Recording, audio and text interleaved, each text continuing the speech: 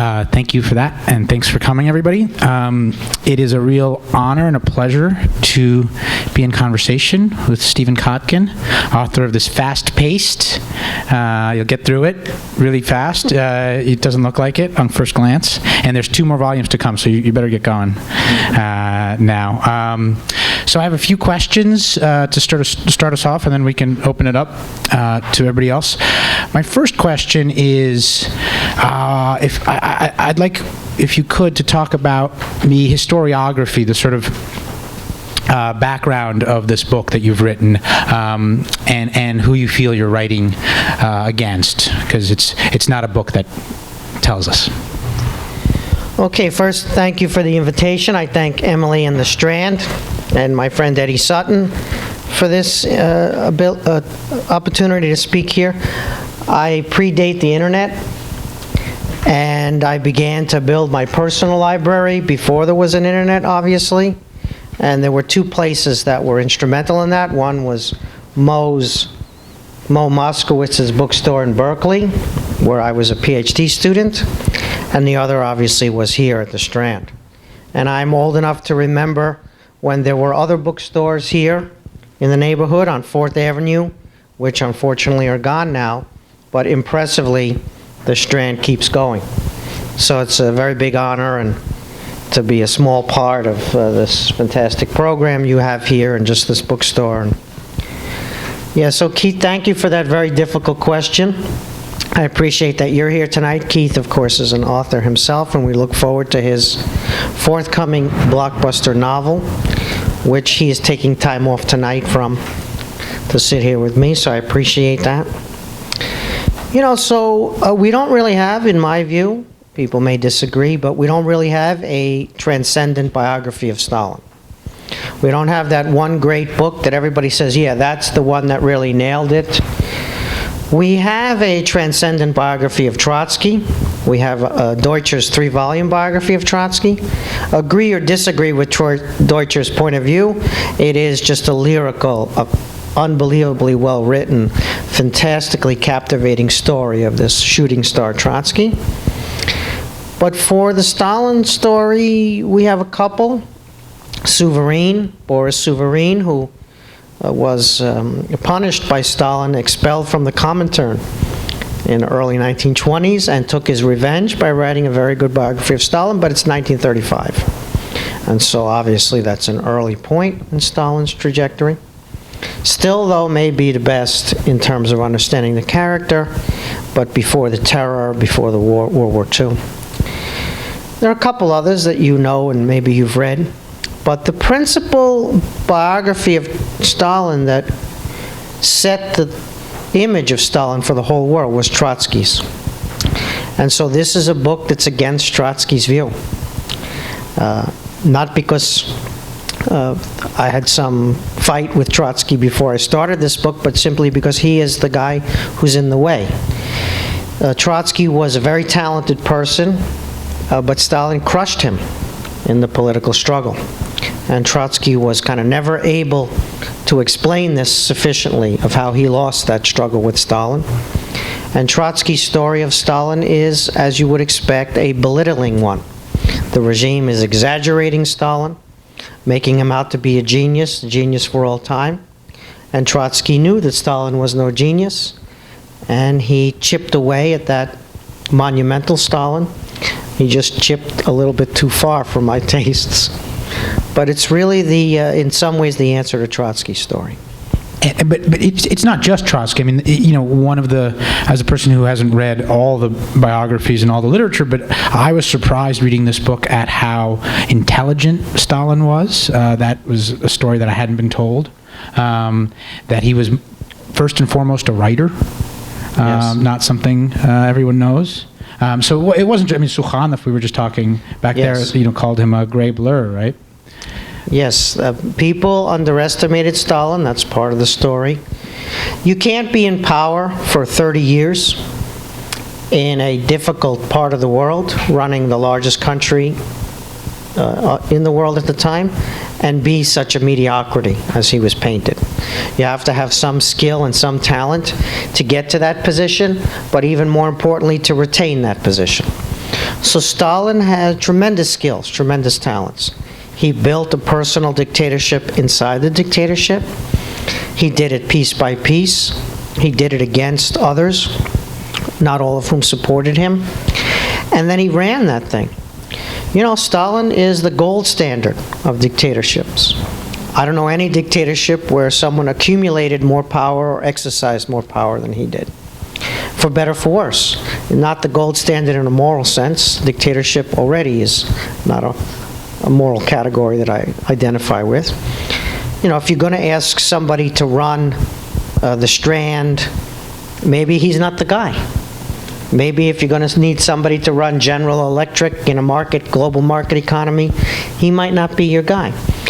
But if you're going to have a dictatorship that is supposed to create a new world here on Earth by abolishing capitalism and social engineering on a mass scale, and you need somebody who's able to do that and use the coercion and use all the ruthlessness and the cleverness, he was up there.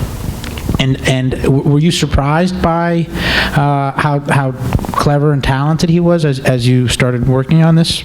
So one of the things you have to do with somebody like Stalin is, you know, it's like the ship's been in the harbor a long time, and it has a lot of barnacles on the underside. And you can't see the ship anymore, because all this stuff is encrusted on it. So you got to scrape all the barnacles off so you can see the ship again. And so rather than take the hearsay accounts of Stalin, we have a lot of hearsay accounts. For example, someone survived somehow this regime and got into the emigration, and in the emigration, 30, 40, 50 years later, they remembered that back when Stalin was 15, he said he was one day going to come to power and murder everybody. You know, these sort of retrospective reminiscences after the fact, and we have a huge amount of those barnacles that have accumulated. But what happens if you look forward? If you don't look retrospectively, but you see what people were saying in real time about him in 1907 and 1915 and after the revolution in the early 20s, what did those people who knew him say about him? And that's the evidence that I use instead of the retrospective stuff. So you got this guy Nosov, who was a Tsarist officer and knew Stalin in the Volga River town of Tsaritsyn in 1918. That's the town that's going to be called Stalingrad later and is now called Volgograd. And Stalin went there as Lenin's deputy to extract grain from the southern grain regions to feed the northern cities in 1918. And this guy Nosov worked in the inner circle of Stalin's little band, his little gang in Tsaritsyn. Nosov then defected to the anti-Bolshevik whites, but he wrote a characterization of Stalin right then in real time, 1918, 1919. And he got him. He got a lot of what Stalin was about at that time. So I regard Nosov as a better way to get at Stalin. But then, you know, Nazaretian, Amayak Nazaretian. So who's Amayak Nazaretian? I challenge, you know, most people, even in this field, who get paid to do this would not necessarily know who he was. He was a Bolshevik, Armenian ethnic Bolshevik from the Caucasus, and Stalin picked him to be his first aide when Stalin became General Secretary in 1922, spring 19.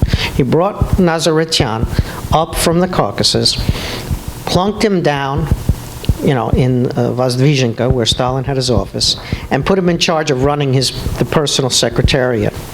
And Nazaretian wrote letters back to the Caucasus about what it was like to work for Stalin. And he has these deeply incisive characterizations of Stalin in 1922 and 23.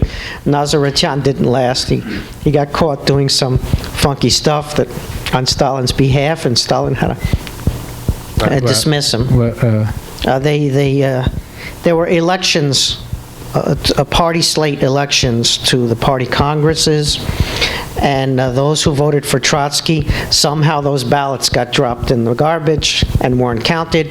Or if they were counted, Nazaretian, when he called Pravda, he changed the numbers in what the ballots were. So he got caught with his hand in the cookie jar, and anyway, he didn't like how much work it was, and in Moscow, so he ended up going back to the... But he wrote these letters about Stalin in real time. So if you use documents like that by people who are close to him and observed him in real time, then I think you can finally begin to get a portrait that's not based upon reminiscences 30, 40 years later that could be potentially dubious. Some of those reminiscences are probably okay, but I just don't use them. And you talk in the book about people who write about Stalin, these sort of retroactive psychobiographies. So your sense of it is that he, pretty regular guy, Stalin? I mean, at first? You know, there's some sociopathic behavior there. But the question is, you know, where does that come from? And when is he identified as a sociopath? So let's back up a little bit here, right? So maybe his father beat him. There's one source that says his father beat him. An emigre, someone who knew him in the small town he born and grew up in, got out, and in 1932 wrote a German language memoir using psychoanalysis about how Stalin was beaten by his father and became inhuman as a result of this. The problem is there are no corroborating sources other than that about Stalin being beaten.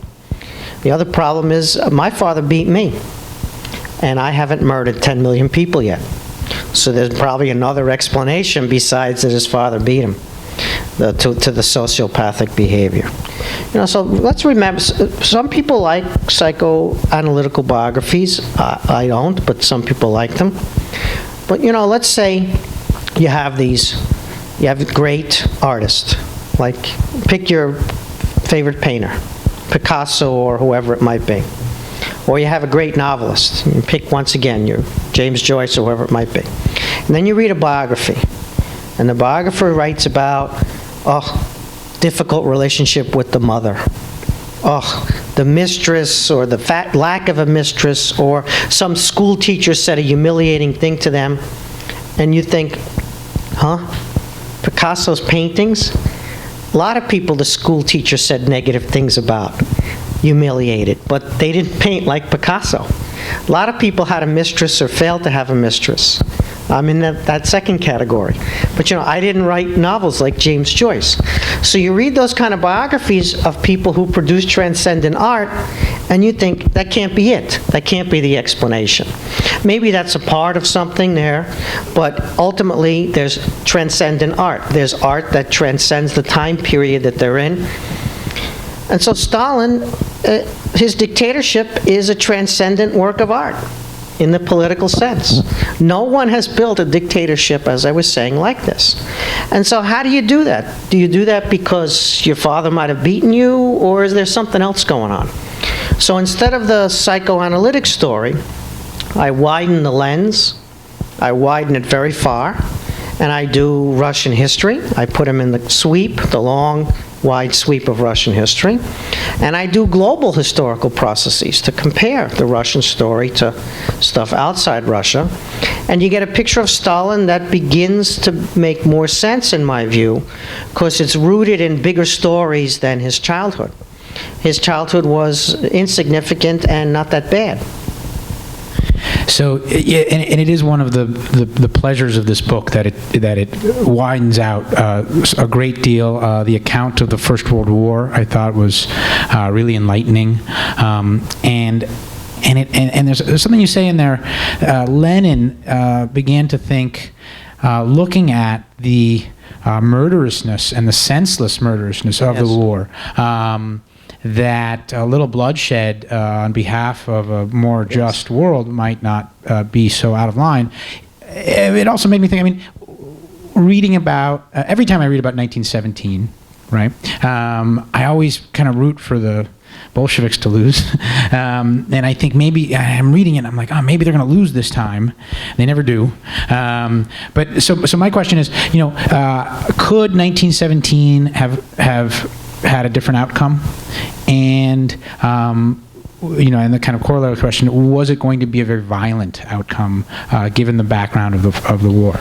Yeah, that's a simple question. Thank you for that one, too. That's a great challenge. So the Tsarist state is very effective in competing internationally. You know, Britain, Germany, Japan, there are a lot of very large countries that are very powerful in the international system. And if you can't compete against them, they're going to swallow you up, make you a colony, or worse, right?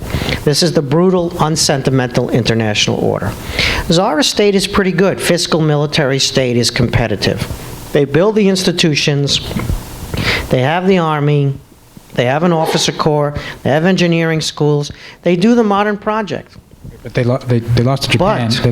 They lost to Japan in a war, and then they fought against Germany in World War I, because there were other countries that were more powerful. They weren't bad, but other countries were better. You know, like, for example, I can dribble a basketball, but if you bring LeBron James onto the court, my skills are not going to really look very impressive. Same thing, you know, you could go all the way through, right? I can also dribble a soccer ball, but if you bring my 12-year-old son onto the soccer pitch, I also don't look very good. But okay, so the Tsarist regime had trouble competing with the absolute best powers of its day, but it was much better than the Ottoman Empire, much better than the Qing in China. But they had a problem. The autocracy was very archaic, meaning the rule of the autocrat. The rule of the autocrat was very, very debilitating. And for the Tsarist regime to get somewhere better, for Russia to get somewhere better, the autocracy had to be destroyed. That seems to me incontrovertible argument. There was no way to reform something that refused to be reformed, that claimed to stand above the state, that was archaic by definition and unbelievably repressive. Politics were illegal in Tsarist Russia. That's why the Bolsheviks were in the underground. The extremism of the opposition was a mirror image of the extremism of the system.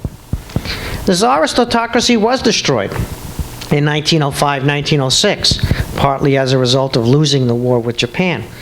But a guy saved it. The interior minister, the head of the police, Dornovo, who's not a well-known figure in history, he saved the Tsarist regime in 1906, unfortunately, so that it could die another day, and it died during World War I, which was not a good time for any regime to fall, given the context of the violence, the mass violence, total war context. So within the World War I overthrow of the Tsarist autocracy, which is a story that the book tells in some detail, what were the options? What were the alternatives? You have this guy Lenin, comes back from nearly 17 consecutive years of exile, gets out at the train station and says, you know, let's seize power. And they all look at him like he's a lunatic. This is April 1917. But the country undergoes a radicalization over the course of 1917, such that everything moves Lenin's way. Not because of anything he did necessarily. The provisional government, which took the place of the Tsar, tried to do a military offensive in the summer of 1917, infamously. This radicalized the situation. So all the radicalization, and Lenin became mainstream before 1917 was over. So you were going to have some leftist seizure of power because the government had disintegrated and the country was moving in a radical fashion.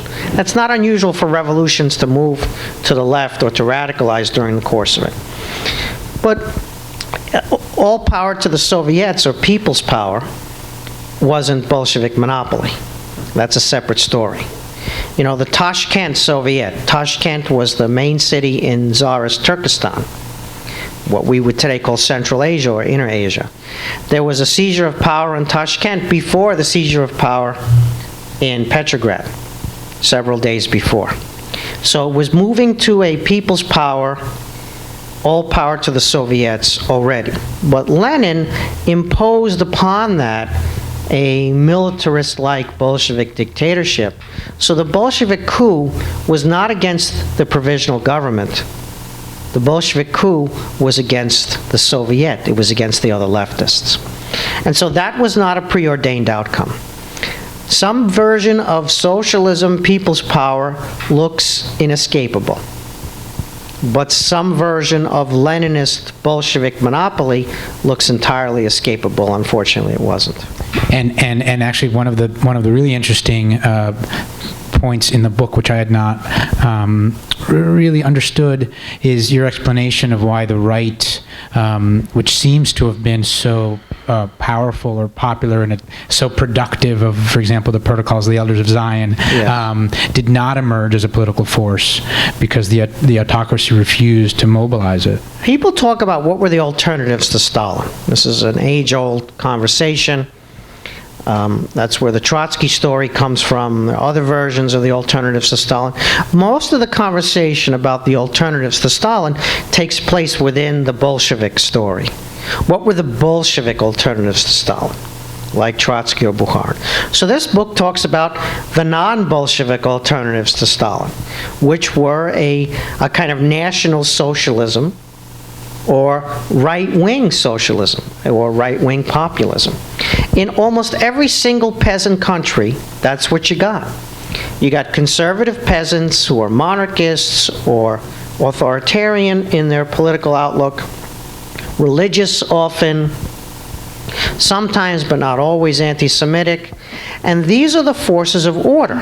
These are the armies that put down the leftist revolts in Bavaria, southern Germany, in northern Italy, in Hungary, everywhere else.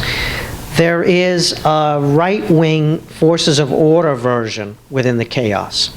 Well, this is the exception. The Russian case is exceptional against the background of all these other cases. And so the explanation has to be, why was the right so weak?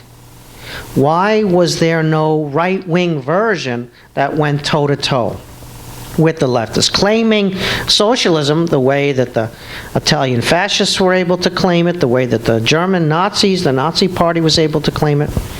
That's a complicated story. Can't give the whole picture here, but part of it has to do with, once again, the autocracy refused political mobilization on its behalf. So here you invent the Protocols of the Elders of Zion. That's a Russian Empire invention. Hitler found out about it because emigres brought it from Russia to Germany. You invent the major anti-Semitic tract, and you've got hundreds of thousands of members of a right-wing movement in 1905, 1906, the Union of Russian People.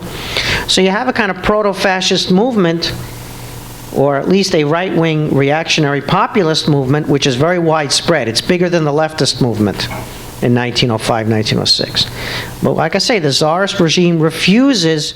It's so archaic, it's so anti-modern that it doesn't want street politics on its behalf. Not street politics against it, but street politics on its behalf. And then there are various other things that happen. You have a problem with the landowning gentry. You can't incorporate the peasants into a polity because the gentry doesn't want land reform, and the gentry are the ones who are controlling the political system. And there are various other factors that make Russia stand out in this regard. You're going to get the Russian fascism in the emigration, those who flee the country.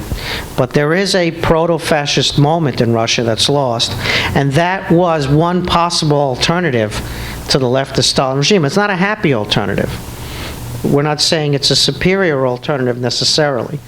You know, right-wing murder squads and left-wing murder squads, it's not a lot to choose from in that situation. Was there a Menshevik alternative in 1917, a viable one? Or an SR? I mean, there was an all-socialist coalition that was possible. Whether it could redeem the promises that it was making within the chaos of the war. The entire revolution took place during the war. And whether it could have stabilized the situation in such a way that it could have actually ruled, because nobody ruled in 1917 or 1918. You know, the 1918 chapter is called Dada. Nobody was in charge, nobody was ruling. So there was an alternative there had Lenin not been able to impose the Bolshevik monopoly, an all-socialist coalition alternative, the ability of that to sustain itself over time and not succumb to chaos and a military dictatorship to, quote, restore order, it obviously is speculative.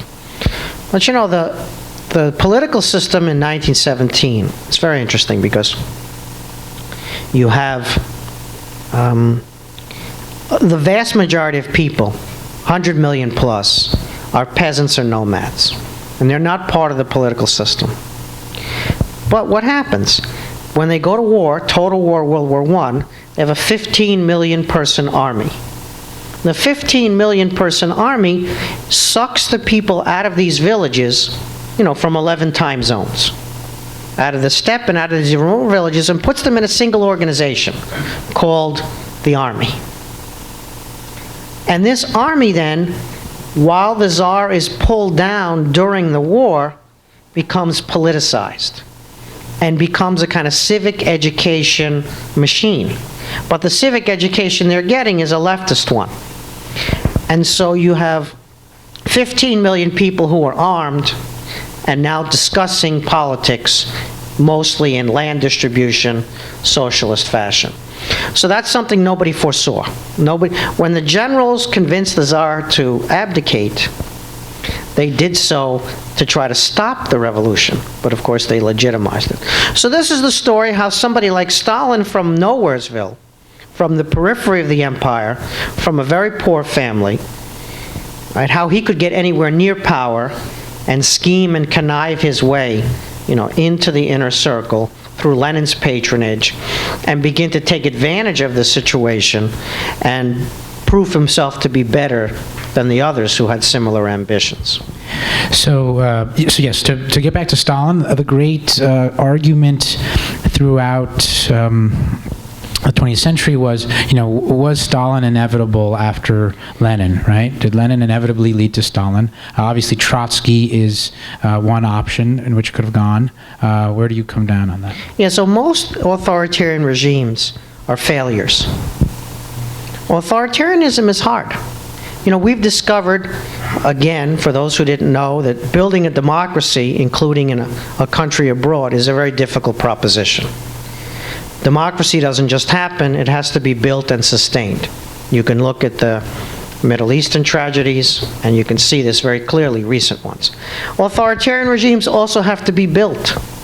They don't just happen. It's not the default position. They don't just arise automatically. Oh, no democracy, therefore authoritarianism.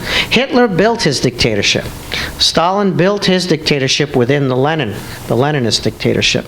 And that required a lot of skill, so there's nothing inevitable about that. It could have failed. He could have not been very good at it. The Bolshevik regime could have collapsed. Many other things could have happened. So the idea of Stalin being inevitable or not inevitable is actually the wrong question. The idea is, how did he manage to succeed in building this dictatorship, which, as I said, accumulated and exercised more power than any other? And there were various tools that he had. One was obviously the Leninist legacy. He inherited, called himself Lenin's pupil.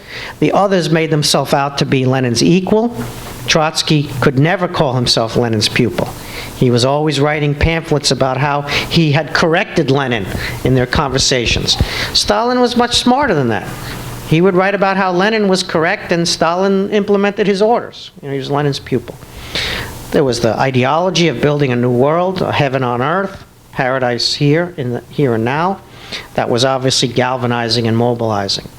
There were a whole lot of factors, structural factors. What's history? So history is a combination of large impersonal forces, right? Very large impersonal forces that nobody controls.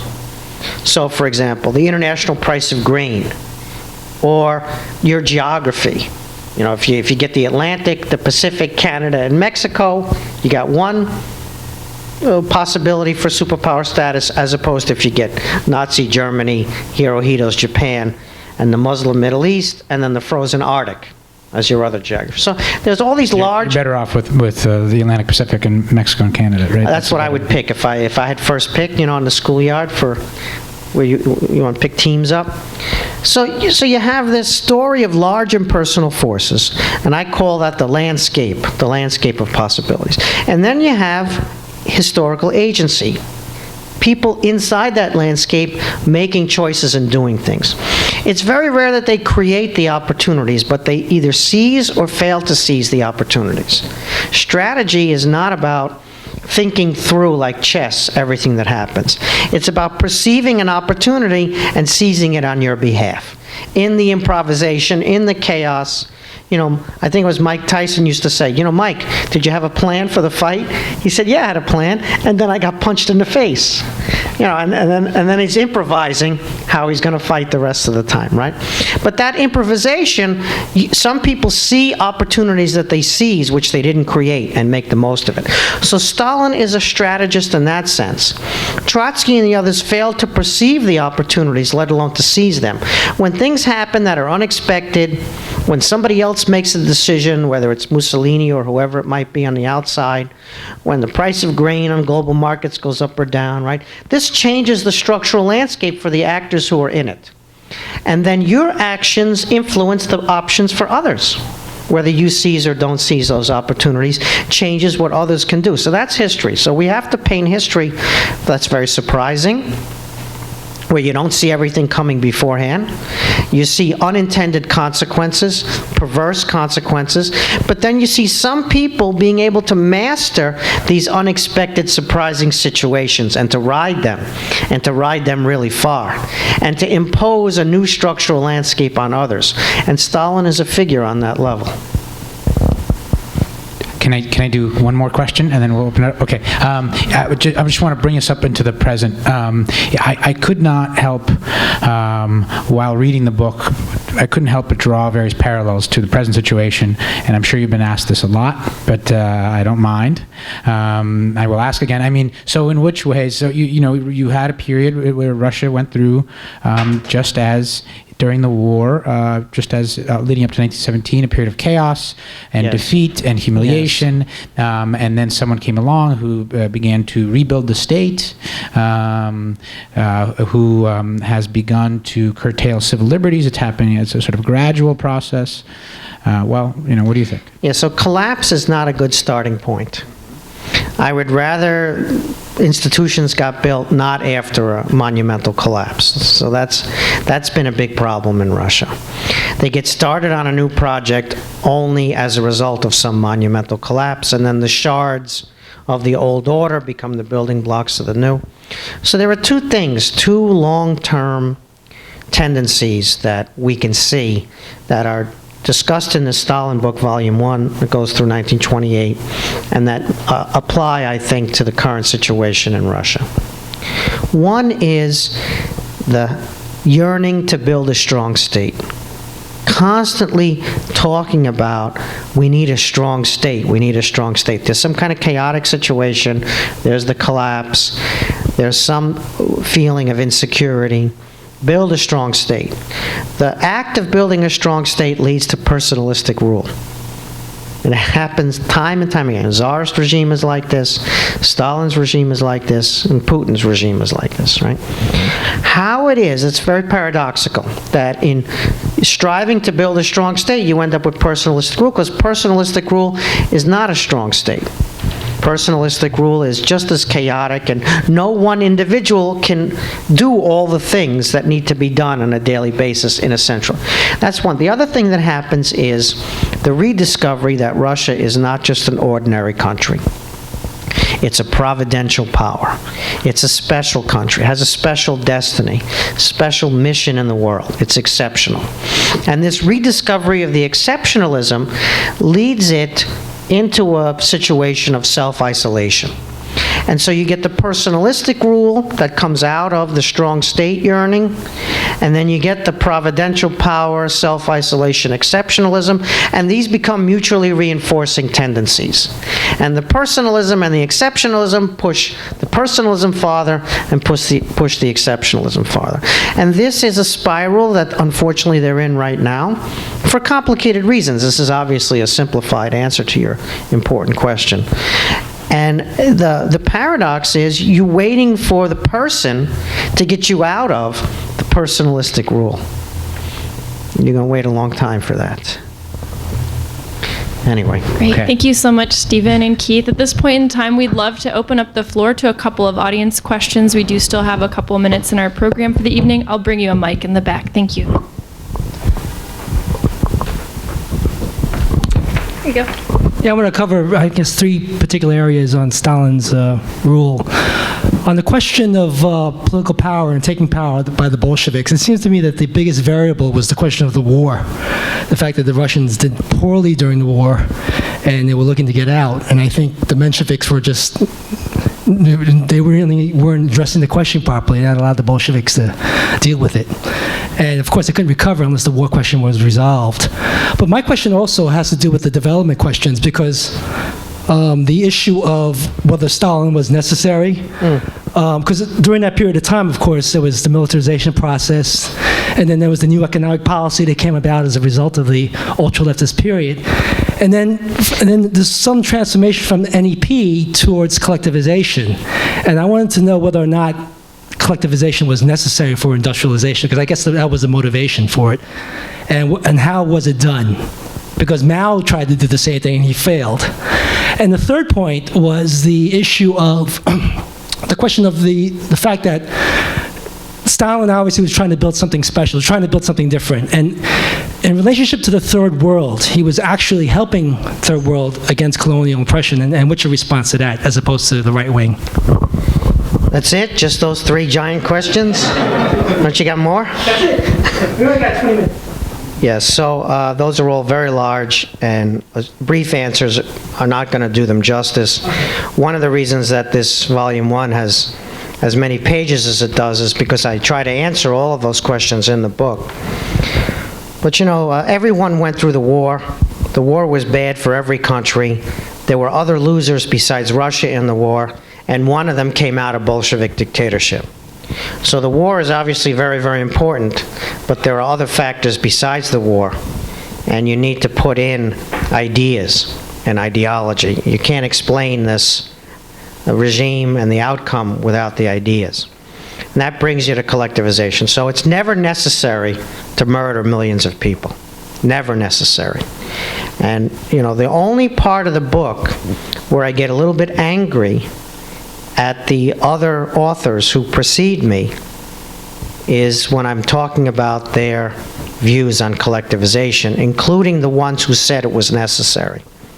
That's when I can't really control myself, and I do use a little bit vituperative language. Comes at the very, very end, you know, after more than 700 pages of text, where I think I've hopefully proven my point, and I have the right to say that those people claiming it's necessary to murder millions of people to industrialize a country don't know how to industrialize a country.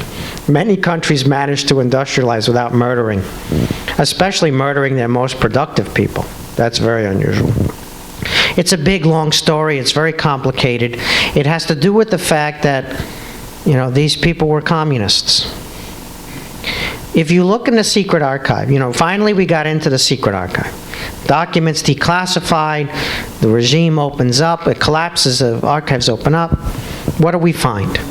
We find that they speak behind closed doors exactly the way they speak in their propaganda.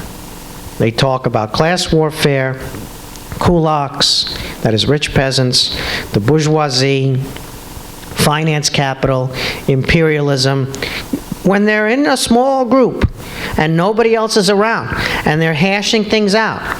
They speak the same vocabulary, categories of thought, way of thinking that they do in the propaganda. So they're communists. That's really important. Communism ideas alone don't get you to collectivization, right? We've been talking about war, geopolitics, large structures of history. There's an institutional story, but without the ideas, you can't really explain it. The ideas alone, no, but no commitment to communism, and you can't get the kind of outcome you have there. You know, about the rest of the world. So that's also, I hope, illuminated in the book. But the Leninist legacy went 2 ways on this. On the one hand, Lenin said that the proletariat was weak in the colonial countries. They didn't use the word Third World yet, that's a subsequent term. They were called the colonial countries, or colonial peoples. Proletariat was weak, therefore we had to have bourgeois revolution first, consolidation of a national bourgeoisie, to hold off the imperialists or to evict the imperialists, and then at a later stage we could move to socialism. And Lenin laid down this at the Comintern as the policy for those colonial peoples. And one of the Bengali communists, famous Bengali communist named Roy, from South Asia, got up and said, "That's condescending. What do you mean? the proletariat is weak in the colonial world? What if the proletariat is able to seize power in the colonial world? Are you saying it shouldn't? And Lenin says, but it's not strong. It's weak. And he says, but what if it's not weak? And they have this argument, and finally Lenin concedes. If the proletariat is strong enough, they can seize power in the colonial world. And so the Leninist legacy cuts in both directions simultaneously. And so Stalin's policy in the colonial world is both of these aspects of, first, you're going to consolidate the national revolution, the bourgeoisie. For example, support the Kuomintang and create the Kuomintang army in China. And the Kuomintang are not communists, they're not leftists, this is not the proletariat, but this is anti-imperialism. But at the same time, you're going to prepare the ground for a seizure of power within the bourgeois revolution on behalf of socialism. So Stalin's policy in China is called the bloc within. The Communist Party is going to join the bloc, but within the bloc with the Kuomintang, with the nationalist bourgeoisie, they're going to eventually betray the bloc and seize power. Unfortunately for Stalin and for the Chinese Communist Party, Chiang Kai-shek was onto this, and he betrayed the communist allies in the bloc within before they could betray him. And he massacred the communists and drove them from the cities into the countryside, and Chinese communism became a rural movement, and then there's a big story to tell there. But the Leninist legacy was this contradictory thing which Stalin was a very close pupil of Lenin. Very close. One of the things Lenin taught him was that have strong convictions, but be tactically flexible. Meaning you could violate your convictions in order to realize them in practice. Total tactical flexibility at any time. So you need to concede a peace with the German imperialists in 1918. Sit down at the table with the German imperialists, concede the peace. You need to concede a market economy to the peasants in 1921-22. You concede the total tactical flexibility, but never giving up the principles, the convictions. And unlike Trotsky, who didn't have the tactical flexibility, Stalin learned this. In that sense, Stalin was a better Leninist than Trotsky, and there's something to the critique, as it were, about Trotsky not being as good a Leninist as Stalin, although I wouldn't go too far, because that's a little bit tendentious. But nonetheless, you got a nice, complicated picture, which is related, however, to the ideology and the ideas, communist ideas. Wonderful. We have another question in the middle. Other than your own book, what's your favorite biography of Stalin? Yes, I mentioned the Boris Souverain, 1935 in French, 1937 English translation. I like the Dmitry Volkogonov biography, and the reason I like it is because it's about World War II. It's the first biography to put World War II at the center, and World War II is the biggest thing that happened in that country during Stalin's time, and the biggest thing in the 20th century there. So Volkogonov, late 1980s, is obviously out of date now. A lot of materials have come out that he was not able to look through, but that's not his fault. So I like that biography. And then there are a couple of short Stalin by the Hiroaki Kuromiya, which is the size of one of my chapters. That's probably the best short one. I could go on, but we could go through them all. Do you have a favorite one? Well, the only one I've read is the Simon Sebag, whatever one. Stalin for the Red. Yes. I was surprised that didn't win the Man Booker Prize. Because it was made up? Well, that's a fiction prize, yes. It's a brilliant book, brilliantly written, but not everything that happens in the book is rooted in documentation. Yes, and one is the Court of the Red Tsar is a splice of Svetlana Alliluyev's view of her father with Robert Conquest's view of Stalin and the Great Terror. That's the Court of the Red Tsar. And the other one is a brilliant novelistic treatment using the materials that Beria collected for Stalin's biography in the 30s that were then placed in the capital of Georgia in the archives and declassified later. The so-called Beria Brigade documents. But he is one of the great writers who's touched this area. There are issues with verisimilitude. Great. We have another question up this way. Hi. So you've written another book called Magnetic Mountain. That's a weird mic. I'm just going to speak.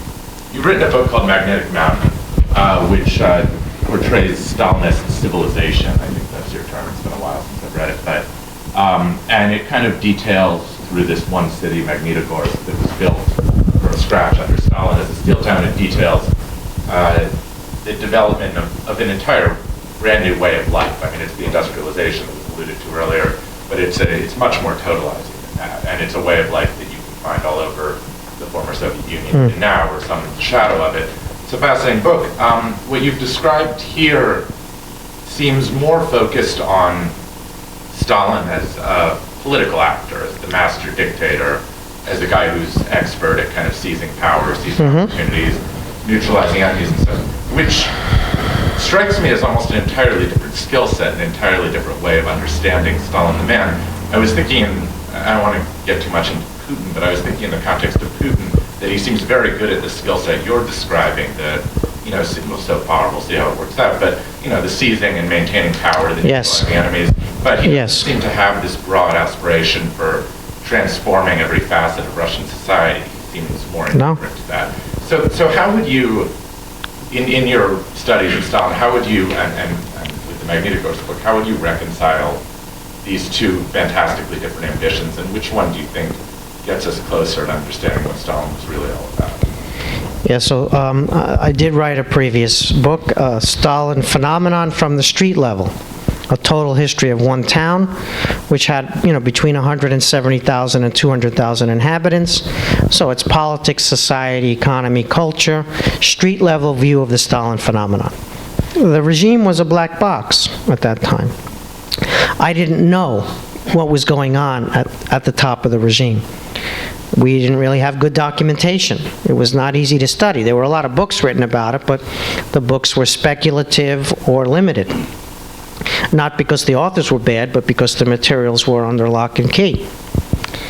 And so I could tell you the consequences of the policies that came down from Moscow, and that's what I described in the Magnitogorsk book, Magnetic Mountain, but I couldn't tell you how those policies were developed and why, and etc. So now what I think I've done is write a total history of the regime, of the Stalin phenomenon, but from the inside. From inside that black box that we couldn't see before. And I've done it with the same methodology, which is to say, you know, geopolitics, institutions, and ideas. Those were the three categories I worked with in the Magnetic Mountain book. Geopolitics meaning state-to-state relations, institutions widely understood, and then the ideas of the ideology. And so that combination allowed me, I think, to explain how things unfolded in this particular town.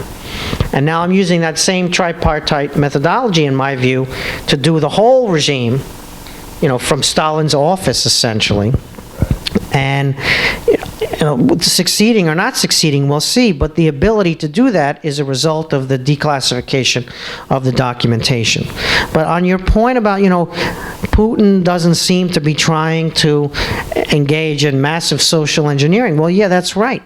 First of all, he doesn't have that capability. That capacity is lacking.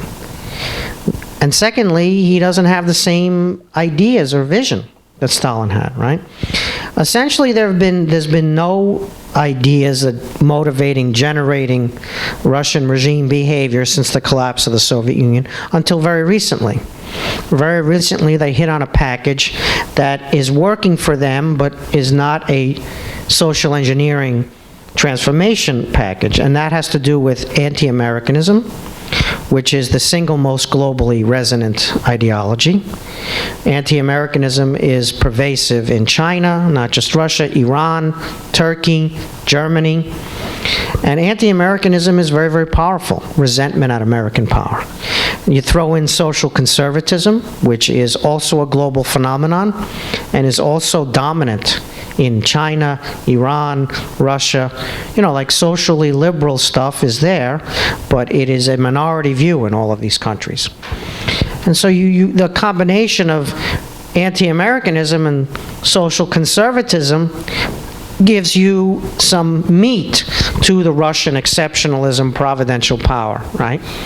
And so that the regime has recently discovered. I mean, Keith knows this better than I do, where the sort of thinking and the ideology and the feeling of the population is in Russia today, right? But that's not a build a new world, build paradise on earth methodology. That's what communism is about. Communism is, let's kill millions of people because millions of people were being killed under imperialism and world war for no good reason, but let's do it to build a new world. And it was wrong. The solution was worse than the problem they were trying to solve in the end. But you can understand the attraction of that transformative, build a paradise on earth, anything is possible, my insignificant life can become part of a world historical process, right? So that's in the Magneta Gorse book I wrote, Magnetic Mountain. And now you're going to see that in Volume 2 of the Stalin book, because the Volume 2 covers the years 1929 to 41, when this education of true believers, as Lev Kopelev called it, when this feeling of being able to build a new world, right, was enacted.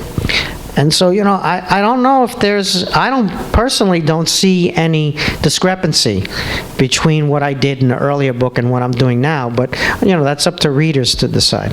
Well, I guess just a really quick, short version of that. Just, is Stalinist civilization actually Stalinist civilization, or is it Soviet socialist civilization that developed under Stalin, like his personal imprint? Do you find that on? Yes, Stalin is, one of the things they used to say about Nikita Khrushchev when they wanted to mock him. Khrushchev, of course, did the secret speech in 1956, and he called it the cult of the personality. That's vocabulary that Stalin himself used. But anyway, the cult of the personality. And they would say, yes, Nikita, there was a cult, but there was also a personality. Meaning, you're a nothing compared to Stalin. That's correct. So it is Stalinist. It's also Soviet, it's also socialist, it's also Bolshevik. One of the things about politics is the more categories you have for galvanizing people that overlap, the more constituencies you're going to galvanize. So some people are galvanized by Stalin's person, others are galvanized by the great power status, the Soviet with a capital S, others are galvanized by the socialism, that is the anti-capitalism, and you put that all together and you get a much bigger constituency than if it was just one slice of those things. But some people who are very much pro-great power, pro-Soviet, capital S, they're not as pro-socialist necessarily as others, right? So the overlap is not 100%. It's like that old Venn diagram that you remember from junior high or high school, where you have partial overlap of the circles, right? But the circles are big: Soviet with a capital S, socialism, and Stalinist. And so, the system has a hard time after Stalin dies. The only thing that gets de-Stalinized in the system for real is Stalin is de-Stalin. He's gone. And that's a big hole, and they can't fill his shoes, obviously. Nobody can, but that's good that they can't fill his shoes. It's much better than if they had a Stalin-like figure. They ended up with Khrushchev, who was a communist ideologue, eventually Gorbachev, who was a communist, Brezhnev, who was a talented politician, till he died the first time in January 1976. He was brain dead for 90-something seconds, and then unfortunately he was revived and lived another 6 years until he died again. But so nobody could fill the guy's shoes, and that was a big problem for the system. It was looking for an evolution, a de-Stalinization without Stalin, and it never really found that in a stable way. And that's related not only to internal processes, but to the changes in the larger world. I wrote a book about that too, called Armageddon Averted, and the changes in the capitalist world. So you're onto something here, obviously, but it's potentially too long a conversation. I see Emily over there at the podium. Unfortunately, we are out of time for the conversation this evening. We do encourage you guys to stick around. Definitely get your book signed. Thank you on behalf of the Strand, Stephen and Keith, very much for joining us. Let's give them a round of applause.